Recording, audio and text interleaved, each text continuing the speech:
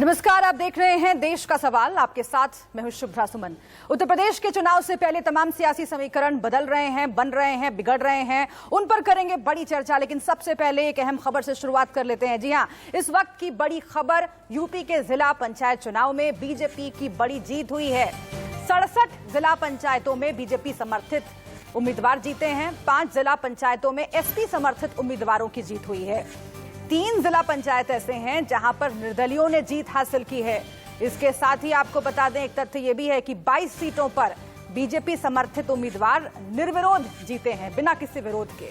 तो ये बड़ी सफलता हासिल की है बीजेपी ने, और अगर इससे सत्ता का सेमीफाइनल माना जाए तो वहां पर बीजेपी बाजी मारती हुई दिख रही है। इस वक्त की बड़ी खबर आपको बता रहे हैं, जिला पंचायतों में 67 बीजेपी समर्थित उम्मीदवार जीते हैं। ये बीजेपी के लिए बड़ी सफलता। 5 जिला पंचायतों में समाजवादी पार्टी की जीत हुई है, यानी कि 5 सीटों पर सिमटती हुई समाजवादी पार्टी दिख रही है। 3 पर निर्दलियों ने फतह हासिल की है। 75 में 67 सीटें उत्तर प्रदेश ने जीता है पंचायत के चुनाव ने। और वास्तव में आदरणीय योगी जी की लोकप्रियता, कार्यकर्ताओं की परिश्रम की पराकाष्ठा और जनप्रतिनिधियों का संपूर्ण सहयोग, जिस प्रकार ताकत लगाकर और पूरा संपूर्ण कार्यकर्ताओं ने जिस प्रकार ताकत लगाकर जीत दर्ज किया है, वास्तव में बधाई देना चाहता हूं। और वास्तव में जो जीत हुई, जिला पंचायत अध्यक्ष जो जीते हैं, ये गरीबों की सेवा के लिए हम लोग जीते हैं, गरीबों के कल्याण के लिए जीते हैं। आदरणीय मोदी जी की लोकप्रियता, उनकी जन कल्याणकारी योजनाएं, आदरणीय योगी जी की लोकप्रियता, उनकी जन कल्याणकारी नीतियां, योजना जो है, जिसके कारण हम लोग जीत मिली है, और कार्यकर्ताओं के परिश्रम की पराकाष्ठा के कारण जीत मिली। यही एक चुनाव नहीं, मैं स्नातक शिक्षक भी जीता, एमएलसी के भी चुनाव जीते, जितने उपचुनाव हुए वो जीते, आज पंचायत भी हम लोग जीते हैं। आगे 2022 का भी चुनाव हम सब जीतेंगे, कार्यकर्ताओं के दम पर और जनता के आशीर्वाद से। उत्तर प्रदेश में 2022 विधानसभा चुनाव से पहले रोज नए नए समीकरण बनते दिखाई दे रहे हैं। भारतीय सुहेलदेव समाज पार्टी के अध्यक्ष ओम प्रकाश राजभर से मुलाकात के बाद अब एआईएमआईएम के चीफ असदुद्दीन ओवैसी काफी कॉन्फिडेंट दिख रहे हैं। ओवैसी को पूरा यकीन है कि आने वाले चुनावों में उनकी चाल यूपी में बीजेपी को बड़ा डेंट दे सकती है। इसी कड़ी में ओवैसी ने हाल ही में एक बड़ा बयान भी दिया, सीधे यूपी के सीएम योगी आदित्यनाथ को चैलेंज कर दिया। ओवैसी ने कहा कि वो दोबारा योगी को उत्तर प्रदेश में मुख्यमंत्री नहीं बनने देंगे। दूसरी ओर आम आदमी पार्टी है। आपके सांसद संजय सिंह आज अखिलेश यादव से मिलने के लिए लखनऊ पहुंचे। बहाना था अखिलेश को जन्मदिन की बधाई देने का, लेकिन दोनों की मुलाकात के कई सियासी मायने निकाले जा रहे हैं।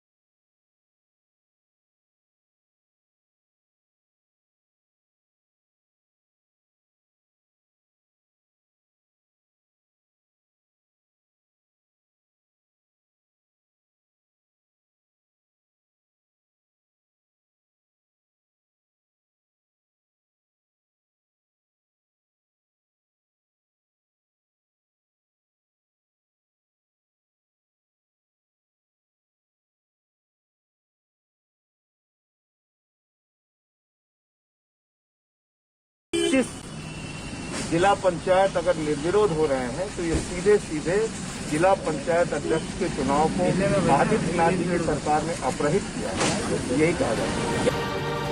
संजय सिंह और मनीष सिसोदिया हालिया दिनों में यूपी में काफी सक्रिय हैं और आम आदमी पार्टी के लिए सियासी जमीन की तलाश में हैं।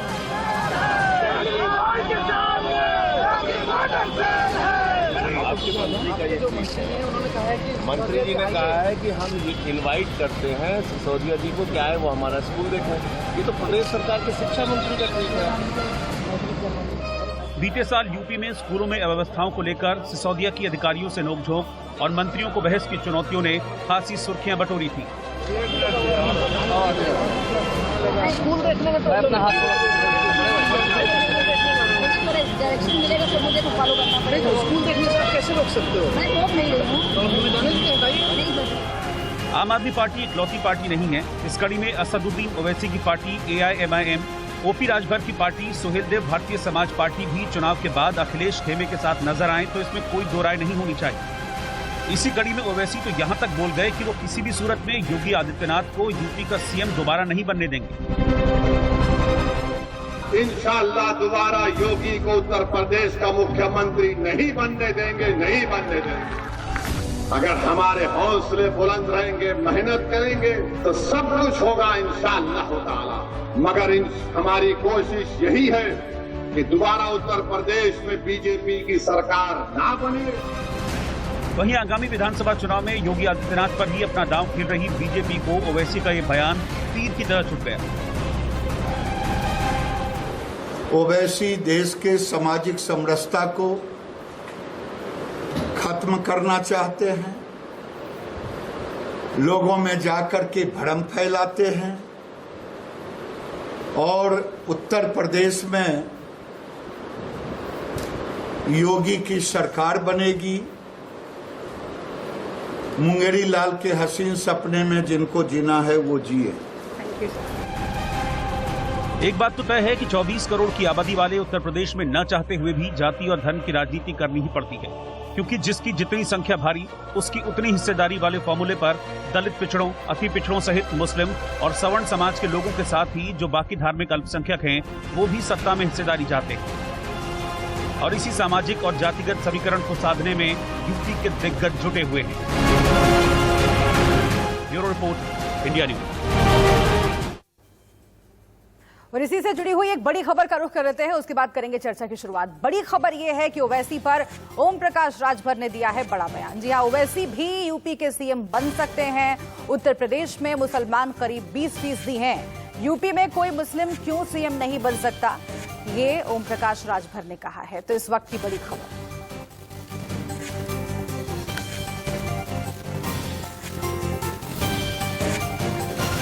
तो कौन कौन से खास मेहमान हमारे साथ जुड़े हुए हैं ये मैं आपको बता देती हूं।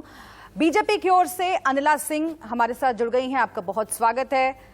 समाजवादी पार्टी की ओर से नाविद सिद्दीकी हमारे साथ जुड़े हुए हैं, आपका भी स्वागत। डॉक्टर MH खान हमारे साथ जुड़े हुए हैं, BSP समर्थक, आपका भी बहुत बहुत स्वागत। और अब से कुछ देर में AIMIM की तरफ से भी प्रवक्ता हमारे साथ जुड़ेंगे। लेकिन शुरुआत में अनिला सिंह जी आपसे करना चाहती हूँ, क्योंकि बहुत कुछ कहा सुना जा रहा है, बहुत समीकरण बदल रहे हैं उत्तर प्रदेश चुनाव से पहले, लेकिन महत्वपूर्ण बयान असदुद्दीन ओवैसी ने दिया और कहा कि इस बार पूरी कोशिश रहेगी कि योगी फिर से एक बार सीएम ना बने।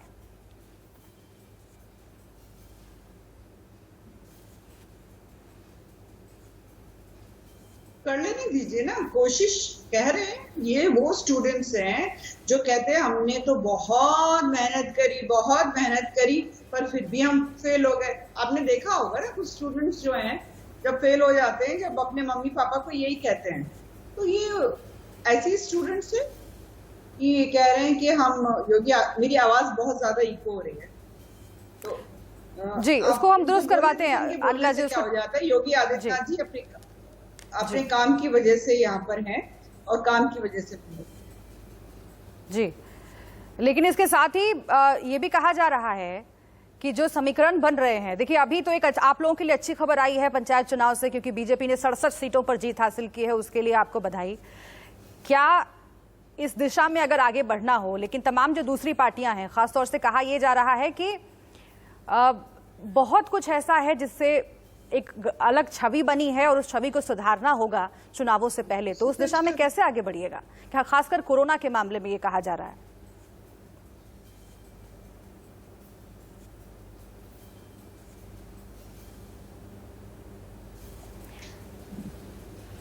चलिए अनिला जी के पास मैं जाऊंगी, लेकिन नाविद सिद्दीकी साहब, मैं आपका रुख करती हूं, समाजवादी पार्टी की ओर से हमारे साथ जुड़े हुए हैं। देखिए अखिलेश यादव बहुत तरह की बात कह रहे हैं। पहले उन्होंने कहा कि अकेले चुनाव लड़ेंगे, कहा कि छोटे छोटे दलों को साथ लेकर के चलेंगे।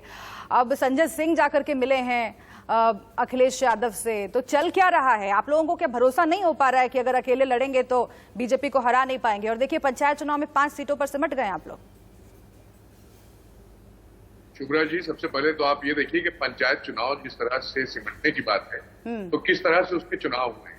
हमारे प्रत्याशियों को नामांकन तक नहीं करने दिया गया, बहुत से लोगों को किस तरह प्रताड़ित किया, किस समाज पार्टी के नेताओं के ऊपर किस तरह से झूठे मुकदमे लगे, किस तरह घर वालों को किया गया, सारे सोशल मीडिया पे वीडियोस भी जाहिर हुए, किस तरह ईएम और एसएसपी जिस तरह से कप्तान जिस तरह से चुनाव करा, तो लाजमी मशीनरी काम कर रही थी समाजवादी के खिलाफ। लेकिन 2022 में हमें पूरा यकीन है कि विधानसभा का बड़ा चुनाव है और ये आपका तय करता है सारी चीजें, और यही आपका तय करेगा कि उत्तर प्रदेश राजनीति का माहौल क्या है। हमें पूरा यकीन है हमारे देश की जनता के ऊपर, और हमें यकीन है कि उत्तर प्रदेश की जनता क्या चाहती है। रही बात आपने कहा कि देश से लोग थे, तो आपने खुद ही वो बात कह तो कहने की जरूरत नहीं है, आपने खुद ही ये किया कि अखिलेश यादव के नेता लोग मिल दूसरे दिनेश जी नहीं मिले, लेकिन नेता लोग तो मिल रहे हैं। अगर ये आप देखिए समझिए,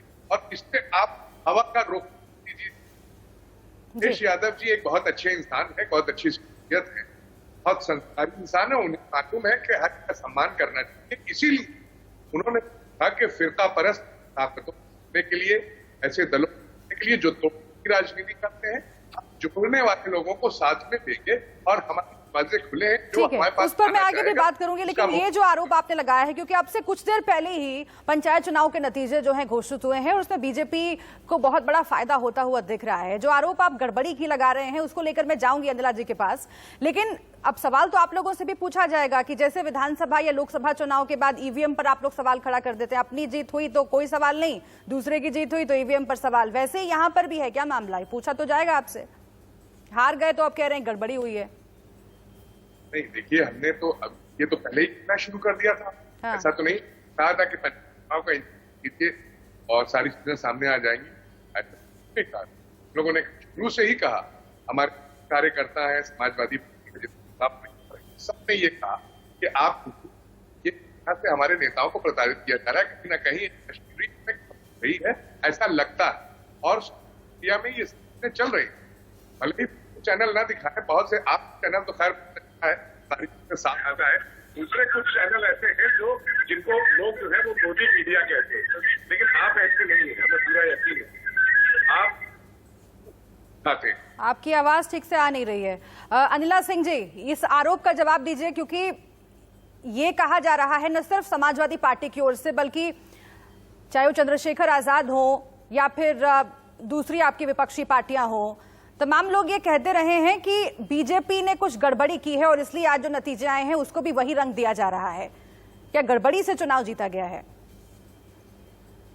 बहुत दिनों के बाद अब आज मैं इनको देख रही हूँ टीवी पर, मुझे अच्छा लग रहा है कि एक अच्छे प्रवक्ता जो है समाजवादी पार्टी से अब शामिल होंगे डिबेट्स में। देखिए, ऐसा है कि कोई भी अपोजिशन अगर ये कहती है तो खासतौर पर समाजवादी पार्टी तो ये उत्तर दे देना, जब ये सत्ता में थे 35 से इनके निर्विरोध जो है चुनकर आए थे, वो क्या चीज थी साहब? वो क्या चीज थी? हाँ, हमारे तो 21 ही आए निर्विरोध और बाकियों में हमने जीत हासिल करी है। तो ये हमारी मेहनत है। सबको पता है कि सत्ताधारी सरकार जो है भारतीय जनता पार्टी की है, बढ़िया काम कर रहे हैं, निर्दलीय सबसे ज्यादा जीत कर आए थे ना, जो सदस्य थे सबसे अभी निर्दलीय जीत कर आए थे, और आगे 22 में भी भारतीय जनता पार्टी की सरकार आने वाली है। उन्होंने बहुत टैक्टफुली वोट किया है, ये समझना चाहिए। देखिए, ऐसा है कि वो अखिलेश यादव जी ट्विटर कर दे या कुछ और कर दे, इससे नेता नहीं सिद्ध हो जाते हैं। नेता बनने के लिए एक मजबूत संगठन चाहिए, भारतीय जनता पार्टी की तरह एक कार्यकर्ताओं की फौज चाहिए, डेडिकेटेड भारतीय जनता पार्टी की तरह, और योगी जैसा एक मुख्यमंत्री या लीडर चाहिए भारतीय जनता पार्टी की तरह।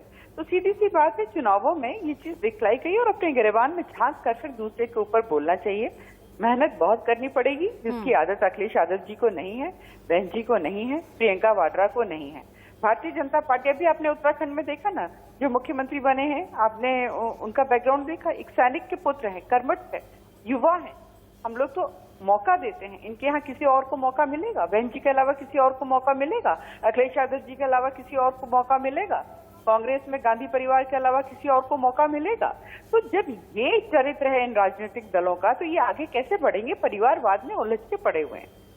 ठीक है, मैं लौटती हूँ आपके पास, लेकिन इस बीच दर्शक देख पा रहे हैं टीवी स्क्रीन पर अजमल खान साहब भी जुड़ गए हमारे साथ। मैं आऊंगी आपके पास खान साहब, लेकिन डॉक्टर एमएच खान, आपका रुख करती हूँ। जो सवाल अनिला सिंह जी ने किए हैं उसका जवाब दीजिए। और एक और आरोप आप लोगों को लग रहा है कि कहीं ना कहीं वॉकओवर देने की कोशिश कर रहे हैं क्या बीजेपी को, क्योंकि जिला पंचायत अध्यक्ष के चुनाव नहीं लड़ेंगे, ये बाकायदा मायावती जी ने घोषणा कर दी।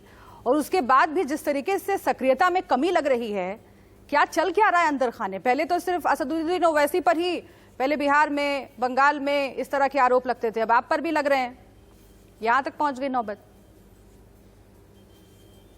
एमएच खान साहब, यूँ आवाज कुछ आ रही है और जी, शायद आवाज कुछ आ रही है, आवाज में जी हो रही है। आपको मेरी आवाज मिल रही है? जी खान साहब, मिल रही है, बोलिए।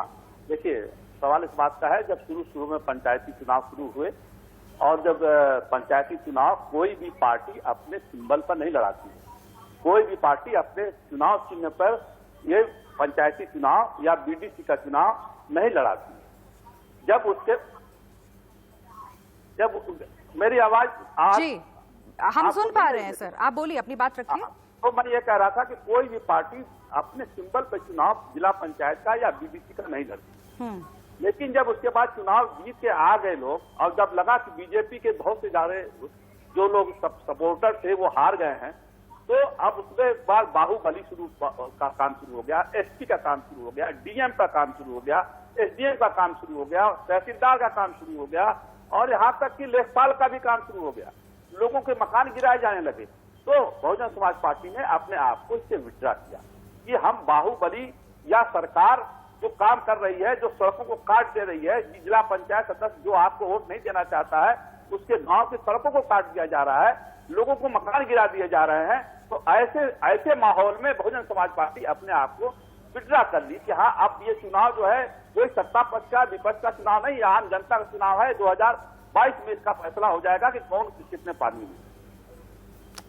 ठीक है, आपने इसको अलग तरीके से रखा है, लेकिन कुछ दिन पहले मैं एक इंटरव्यू सुन रही थी, चंद्रशेखर आजाद जी बोल रहे थे कि ऐसा तो नहीं है, लड़ना चाहिए था चुनाव मायावती जी को। इस तरह की का अगर फैसला हो रहा है तो उससे दलित समाज के बहुत सारे लोग खुश नहीं हैं, क्योंकि उनको लगता है कि अब वो नेतृत्व की क्षमता नहीं दिखा रहे हैं, बसपा की ओर से नहीं दिखाया जा रहा है।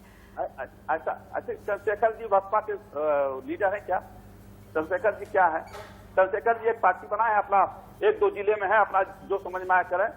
बहुजन समाज पार्टी की बहन कुमारी मायावती 4 बार मुख्यमंत्री रह चुकी है, 1-2 बार की बात नहीं, 4 बार मुख्यमंत्री। 2007 में तो फुल फ्लैश मुख्यमंत्री बन के आई थी। और ये जो हो रहा है ना, हिंदू मुसलमान कर रहे हैं लोग ना, ओवैसी साहब कह रहे हैं कि यहाँ 100 सीट पर लड़ेंगे। हाँ। अरे भाई, तेलंगाना में तो जिस चंद्रशेखर राव की पार्टी से तो तालमेल करके लड़े थे, वहाँ पर डिप्टी सीएम क्यों नहीं मांगा? ठीक है, ये इसी का जवाब नहीं, बस चूंकि ब्रेक का वक्त हो रहा है, मैं चाहती हूँ एक वर्जन सबका आ जाए। अजमल साहब, आप पर ये देखिए, इस डिबेट में भी आरोप लगने लगे हिंदू मुसलमान करने के, क्योंकि पहले ही ये कहा जा रहा है कि ध्रुवीकरण करने की कोशिश की जाती है कुछ पार्टियों की ओर से। एआईएमआईएम के आप प्रवक्ता हैं, अब बताइए, ओवैसी साहब कह रहे हैं कि बनने नहीं देंगे हम योगी आदित्यनाथ को मुख्यमंत्री, और उधर राजभर साहब कह रहे हैं कि मुसलमान को बनना चाहिए मुख्यमंत्री। क्यों नहीं बन सकते हैं असदुद्दीन ओवैसी? मुसलमान होने में कोई अपराध है क्या? तो इस तरह की बातें करके क्या उत्तर प्रदेश चुनाव से पहले ध्रुवीकरण के लिए पूरा पासा फेंका जा रहा है? इल्जाम लगते हैं। जब राजभर जी बीजेपी के साथ थे तो बहुत अच्छे थे ना, उनके यहाँ कैबिनेट मिनिस्टर बनाए गए थे। और हमें तो ये दिखता है, आप हिंदू वोटों की, मुस्लिम वोटों की बात कर रहे हैं, आखिर हिंदू वोटों के कितने लोग आ गए? आप पार्टी आई है ना लड़ने, इलेक्शन लड़ने आई, आप पार्टी भी लड़ेगी। मेरे ख्याल से वो जो हिंदू वोट बैंक है उसमें कटौती करेगी। हमने तो कुछ पार्टियों के साथ समझौता किया है, 8-10 पार्टियां हैं, उनके साथ समझौता करके इलेक्शन लड़ रहे हैं। कोई पहली बार हो नहीं रहा। तो बहुत पीछे जाइए, 1977 से लेकर, और पहली अटल बिहारी वाजपेयी जी की गवर्नमेंट भी तमाम पार्टियों के सहयोग से बनी। आज भी योगी जी की गवर्नमेंट जो काम कर रही है उसमें भी कितने लोग, आखिर ये राजभर जी उनके साथ थे ना। तो राजनीति में ऐसे आरोप प्रत्यारोप लगते रहते हैं, आखिर में जनता तय कर देती है। ठीक है, गठबंधन करने का हक सभी को है सर, लेकिन जो बयान है, मैं फिर से एक बार आपके पास आऊंगी। राजभर जी ने जो कहा है, ओवैसी साहब ने जो कहा है, उसे समझने की कोशिश करेंगे, पंचायत चुनाव के नतीजों को भी और विस्तार से समझने की कोशिश करेंगे, और कई सारी मुलाकातें हो रही हैं, उसके पीछे क्या राज छुपा हुआ है उस पर भी बात करेंगे। एक छोटे से ब्रेक के लिए तमाम खास मेहमान हमारे साथ जुड़े हुए हैं, आप बने रहिए। उत्तर प्रदेश विधानसभा चुनाव से पहले आखिर समीकरण कैसे बन रहे हैं, बिगड़ रहे हैं, मुलाकातें किस तरफ इशारा कर रही हैं, इस पर हम चर्चा कर रहे हैं। कुछ खास मेहमान हमारे साथ जुड़े हुए हैं और जहां से हमने चर्चा को छोड़ा था वहीं से हम शुरुआत करते हैं। अजमल खान साहब, आपके पास मैं आती हूँ, अपनी बात आप पूरी कीजिएगा, क्योंकि आप कह रहे थे कि गठबंधन का हक है और अपनी अपनी बात रखने का हक है, ठीक बात है, लेकिन आप लोग अपने विरोधियों पर ध्रुवीकरण का आरोप लगाते हैं, खास समुदाय के पक्ष में काम करने का आरोप अगर लगाते हैं, बहुसंख्यकों के पक्ष में, तो इस तरह के बयान को भी आपको उसी नजर से देखना पड़ेगा ना। अगर आपके सहयोगी राजभर साहब कह रहे हैं कि मुसलमान का बेटा क्यों नहीं मुख्यमंत्री बन सकता है, क्या मुसलमान को होना गुनाह है, तो ये भी ध्रुवीकरण की कोशिश के तौर पर देखा जाएगा। और जो राजभर साहब ने फॉर्मूला निकाला है, जिसको वो मीडिया में आकर बता भी रहे हैं कि 5 सीएम 5 साल में 20 उप मुख्यमंत्री, तो ये भी तो जाति के आधार पर बांटने की ही कोशिश है ना। तो कैसे आप फिर दूसरों पर निशाना साध रहे हैं?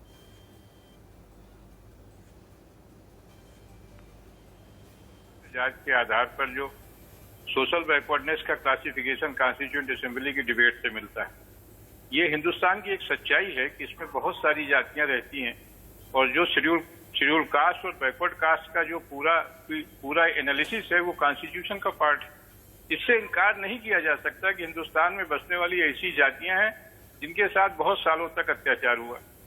अब सवाल ये है कि अगर कोई दलित नेता उठकर ये बातें कहता है तो ठीक है, अगर कोई जाट नेता कहता है तो ठीक है, अगर कोई दूसरा भी नेता इस तरह की बात करता है तब भी ठीक है, कोई बैकवर्ड नेता कहता है तब भी ठीक। मुसलमानों की बात आती है तो एक सवाल खड़ा हो जाता है। इसलिए मैं कहता हूं कि अगर किसी तरह का वोट बैंक है तो हिंदुओं का वोट बैंक। आखिर अभी बंगाल के इलेक्शन हुआ है ना, हम वहां गए थे, हमें तो कोई। लेकिन अजमल साहब, एक सवाल आपसे कि मुसलमानों की बात ऐसा तो नहीं है कि सिर्फ आप लोग ही कर रहे हैं। मुसलमानों की बात समाजवादी पार्टी भी कर रही है, बसपा भी कर रही है, कांग्रेस का भी अच्छा खासा वोट बैंक है। लेकिन आप लोगों से ये पार्टियां किराना अगर कर रही हैं तो क्या एक सांप्रदायिकता के चोले में एक बयान देने का आप लोगों पर आरोप लगता रहा है, और उसी छवि की वजह से क्या ये पार्टियां आपसे किनारा करती हैं, या फिर जो दूसरा आरोप लगता है कि अंदर खाने कहीं न कहीं बीजेपी को फायदा पहुंचाना मकसद है? यही बात मैं आपसे कह रहा हूं कि अगर दलितों के वोट बैंक में सेल लगाया जा रहा है, दलित नेता बनाकर, हर पार्टी में दलित नेता है, अगर बैकवर्डों का सेल लगाया जा रहा है, अगर एग्जाम्पल के तौर पर यूपी में कहूं केशव प्रसाद मौर्य जी, अगर जाटों के वोट में सेल लगाया जा रहा है तो इसको इस नजरिए से भी देखना चाहिए ना। मैं ये कह रहा हूँ, अगर मुस्लिम कांग्रेस को वोट करता रहा वेल एंड गुड, समाजवादी को वोट करता रहा well and good, Muslim BSP को वोट करता रहा वेल एंड, यहाँ तक कि टीएमसी और लेफ्ट को वोट करता रहा वेल एंड गुड। अगर मुस्लिम कास्ट के मुस्लिम बैकवर्डनेस को लेकर अगर एक मुस्लिम लीडर कोई बात कह रहा है तो इसमें मेरे ख्याल से कोई बहुत परेशानी नहीं होनी चाहिए। अच्छा, आपको क्या लगता है कि बहुत परेशानी नहीं होनी चाहिए? मैं छोटा सा सवाल आपसे पूछ के आगे बढ़ूंगी कि जिस तरीके का बयान राजभर साहब दे रहे हैं और आप उसका विरोध भी नहीं कर रहे हैं, और जाहिर है नहीं करेंगे, आप पहले भी नहीं करते हैं इस तरह के बयानों का विरोध, और आपके लीडर्स की तरफ से खुद भी ऐसे बयान आते रहते हैं, इसीलिए जाने भी जाते हैं, तो अगर इसी तरह का बयान भारतीय जनता पार्टी दे रही है या फिर कोई और पार्टी दे रही है किसी दूसरे समुदाय को लेकर, तो फिर आप तो उसका विरोध करते हैं, तो ये तो हिपोक्रेसी हुई ना सर। अगर मैं हिपोक्रेसी बता दे रहा हूँ ना। हाँ। आप जो वर्ड हमारे लिए इस्तेमाल कर रही हैं वो बाकी लोगों के लिए भी सुन लीजिए। हाँ। अगर भारतीय जनता पार्टी इस वर्ड का इस्तेमाल करती है तो मैं ये कहना चाहूंगा कि जिस हिंदुत्व के नारे पर भारतीय जनता पार्टी आगे बढ़ी है, और उसी हिंदुत्व के नारे को जिस तरह से दलित नेता कांशीराम ने कहा, तिलक तराजू और तलवार इनको मारो जूते चार, इतने भद्दे नारे तो हमने नहीं न लगाए, और उसके बाद भी ये सारी चीजें चलती रही। और जिस समाजवाद की बात हो रही, 1989 की जो पहली गवर्नमेंट उस समाजवादी महान नेता की बनी, बीजेपी के सपोर्ट से बनी। तो राजनीति में इस तरह के बयान आते जाते हैं। अच्छा, चूंकि पहले से आते रहे हैं इसलिए आप भी बयान दे रहे हैं ना, आप अपने बयान को सही ठहरा रहे हैं। आप पहले की गलत का उदाहरण देकर अपना गलत सही साबित कर रहे हैं। हिपोक्रेसी का आरोप नहीं, मैं सुनने के लिए बैठी हूँ ना सर, सुनने के लिए बैठी हूँ खान साहब। नहीं जी, जवाब सुन लीजिए ना, बैठी है तो जवाब जी, जल्दी से, मेरे पास फिर वक्त नहीं है, आगे जाना है। हाँ, जाइए आगे, फिर चलिए खत्म करिए, पूरा कीजिए अजमल खान साहब, फिर मैं आगे बढ़ूंगी, पूरा कीजिए। थैंक यू, हो गया पूरा। अच्छा, ठीक है। अनिला सिंह जी, आप जवाब दीजिए जरा, क्योंकि ये कहा जा रहा है कि पूरा जो पहले भी पश्चिम बंगाल में, बिहार में हमने देखा, उस वक्त भी यही कहा जाता रहा कि ध्रुवीकरण कुछ पार्टियों को सूट करता है। क्या यहाँ पर भी वही हो रहा है? देखिए, ये बड़ी विडंबना है इस देश की, और ये विडंबना की शुरुआत करी है कांग्रेस जैसे राजनीतिक दलों ने। हाँ। जो अंग्रेज के स्टूजर्स थे, जैसे अंग्रेजों ने यहाँ पे डिवाइड एंड रूल किया, वही कांग्रेस ने उसी पद्धति को आगे बढ़ाया है। तो अगर ये मुसलमानों की बात करते हैं तो ये हो जाते हैं सेक्युलर। अगर कोई हिंदुओं की बात करता है, जो कि यहाँ सबसे बड़ी आबादी वाले 80% जो है हम हिंदू हैं, तो उनकी अगर कोई बात कर रहा है तो वो हो जाते हैं कम्युनल। मतलब अगर हिंदुओं की बात करें तो आप जो है, आपसे बड़ा कोई कम्युनल नहीं हो सकता। तो मैं तो ये कहना चाहती हूँ कि अगर आप हमको कम्युनल कहना चाहते हैं तो शौक से कहिए, पर मैं चैलेंज करती हूँ उन सब राजनीतिक दलों को, इंक्लूडिंग ओवैसी जी को भी, कि आप मुझे 10 काम ऐसे गिना दीजिए जो मुसलमानों के लिए आपने किए हों और जिसकी वजह से उनके लाइफ में तब्दीली आई हुई हो। तो गिना नहीं पाएंगे, क्योंकि मैंने बहुत रिसर्च करी, मुझे नहीं मिला कोई भी। लेकिन राजभर साहब ने जो बयान दिया है, देखिए राजभर साहब ने, अनिला जी, जो बयान दिया है उसके कई मायने निकाले जाएंगे, क्योंकि जब टिकट का बंटवारा होता है तो बीजेपी के ऊपर भी कई बार ये आरोप लगते हैं कि सीधे सीधे नकार दिया जाता है खास समुदाय को। तो उस दृष्टि में अगर देखा जाए तो फिर सीधा निशाना ये बीजेपी की पॉलिटिक्स के ऊपर भी है। नहीं, मैं उत्तर दे देती हूँ, क्योंकि जो हमारी पॉलिटिक्स है, जो हमारा मिशन, विजन, आइडियोलॉजी है, मुझे यहाँ बताने की जरूरत नहीं है। पूरे राष्ट्र को, क्या अंतर्राष्ट्रीय स्तर पे भी पता है कि भारतीय जनता पार्टी क्या है, वो मुझे बताने की आवश्यकता नहीं है। और ये सीधे सीधे प्रेरोगेटिव है हमारी पार्टी का कि हम किसको टिकट देते हैं, किसको नहीं टिकट देते हैं। मैं तो कहती हूँ कि यहाँ पे सिद्दीकी साहब बैठे हुए हैं, अखिलेश यादव जी को बोलते हैं कि हाँ, जिस प्रकार से पिछली बार बहन जी ने केवल 100 दिए थे, समाजवादी पार्टी थोड़ा सा और कॉम्पिटिटिव हो और 50% टिकट दे देना मुसलमानों को।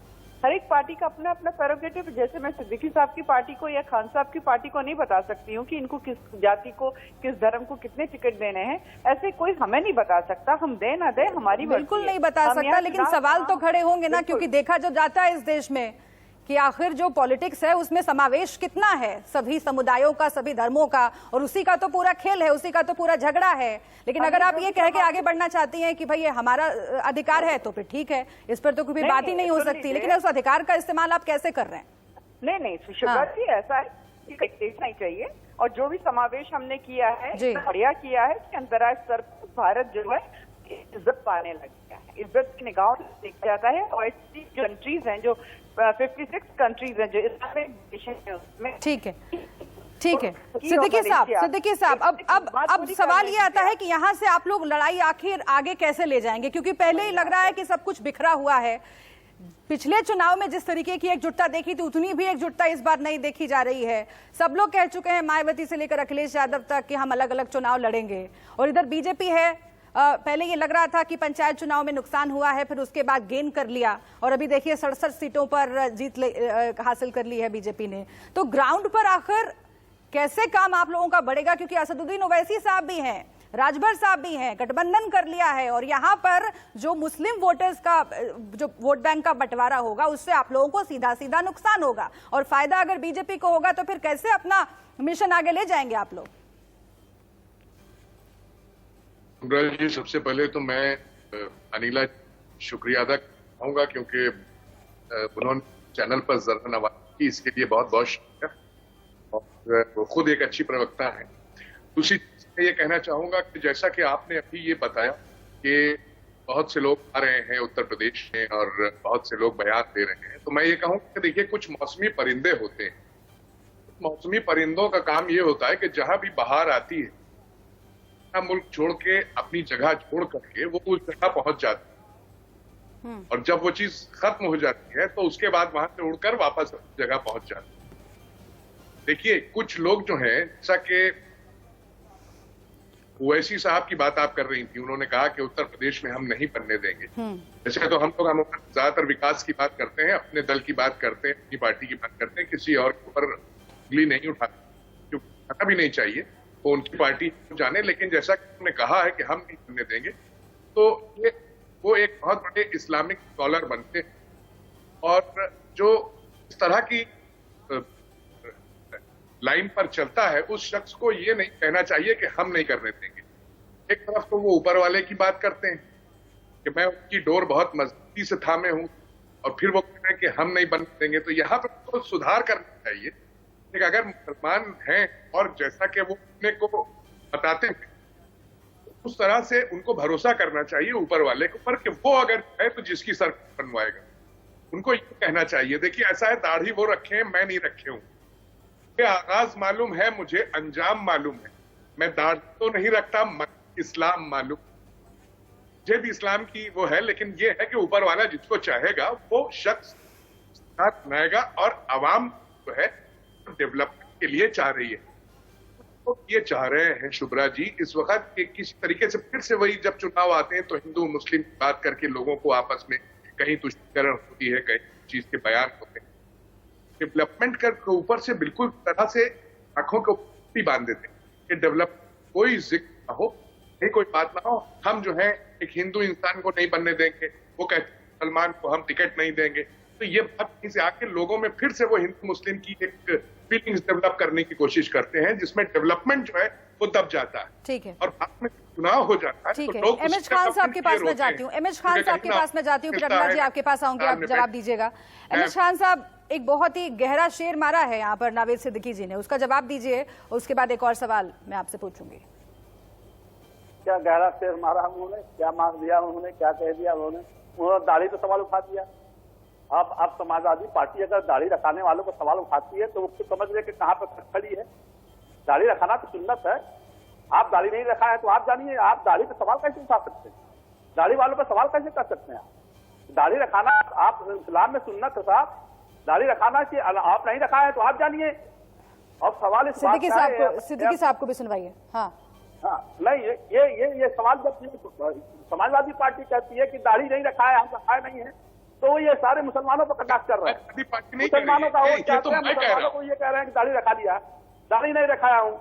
और सवाल इस बात का है कि देखिए ये हमारे के जो प्रवक्ता बैठे थे, तो मैं तो यही कहूंगा बेगानी शादी में अब्दुल्ला दीवाना, यहाँ कुछ उनका है नहीं, और ये यहाँ क्या कर लेंगे आकर के, वो बिला वजह सिर्फ माहौल खराब करेंगे। और अनिला सिंह जी को मैं बहुत सम्मान करता हूँ, मैं इनसे कह रहा हूँ, अनिला सिंह जी ने कहा कि 80% की बात करता हूँ। हमारी पार्टी बहुजन समाज पार्टी माननीय काशीराम के जमाने से 85% की बात करती है। 85% की बात आज भी होती है। बहुजन समाज पार्टी में 85% की बात होती है, जिसकी संख्या जितनी भारी उसकी उतनी हिस्सेदारी, ये नारा है। हिस्सेदारी तभी हासिल कीजिएगा ना जब जमीन पर काम कीजिएगा। आप पर तो आरोप लग रहा है कि वॉकओवर दे रहे हैं बीजेपी को।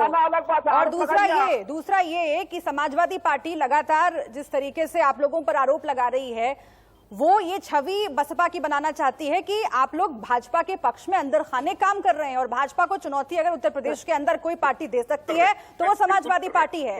ये छवि कितनी घातक है, क्योंकि पहले भी हम देख चुके हैं कि बसपा का जो प्रदर्शन है विधानसभा चुनावों में, वो धीरे धीरे करके नीचे ग्राफ डाउन होता चला गया। इल्जाम लगाने से कुछ नहीं होता है।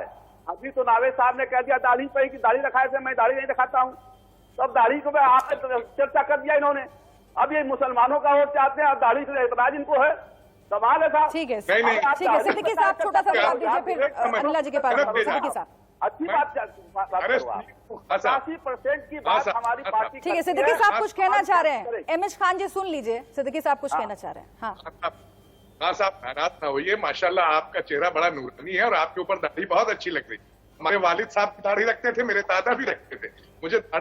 मुझे दाढ़ी से एतराज नहीं है, एतराज ये है कि जो लोग, आप समझिए, आप तो बहुत इल्म वाले इंसान लग रहे हैं, आप समझिए, जब इंसान ये बात करता है कि मैं जो हूँ इस्लामिक तफसीर करके जो शख्स चल रहा है, मैं आपको नहीं कह रहा हूँ, मैं उनको कह रहा हूँ जो बाहर से आ गए। ठीक, तो ये कह रहे हैं कि मैं यहाँ ये चाहूंगा तो ये हो जाएगा, मैं चाहूँ तो ठीक है। मैं जब ठीक है, एक आखिरी टिप्पणी अनिला जी मैं आपसे भी लेना चाहती हूँ, क्योंकि वक्त मेरे पास बहुत कम बचा है। एक आखिरी टिप्पणी कि आप लोगों को भी अंदर खाने बहुत कुछ सुधार करने की जरूरत है, क्योंकि एक तरफ तो जो उप मुख्यमंत्री, मुख्यमंत्री के चेहरे को लेकर हमने देखा कि मीटिंग्स के दौर चले, फोटो खिंचवाई गई, और दूसरा संजय निषाद जैसे भी सहयोगी आपके जो कह रहे हैं कि केशव प्रसाद मौर्य उप मुख्यमंत्री बन सकते हैं तो हमें घोषित कर दीजिए। तो अंदर खाने आप लोगों को भी बहुत कुछ संभालना है, अभी उत्तर प्रदेश चुनाव आ रहा है।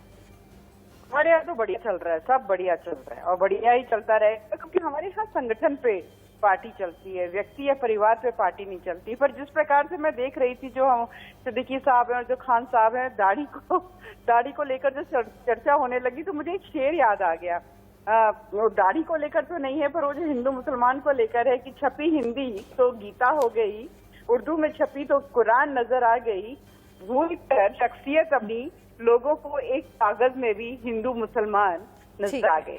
तो देखिए, उत्तर प्रदेश चुनाव से पहले जो समीकरण बन रहे हैं, बदल रहे हैं, उसको समझने के लिए ये डिबेट अगर हमारे दर्शक देख रहे हैं तो बहुत ही आसान है कि समाजवादी पार्टी और बसपा एक दूसरे के आमने सामने खड़ी, एक दूसरे पर निशाना साध रही है और बीजेपी उसमें चुटकी ले रही है।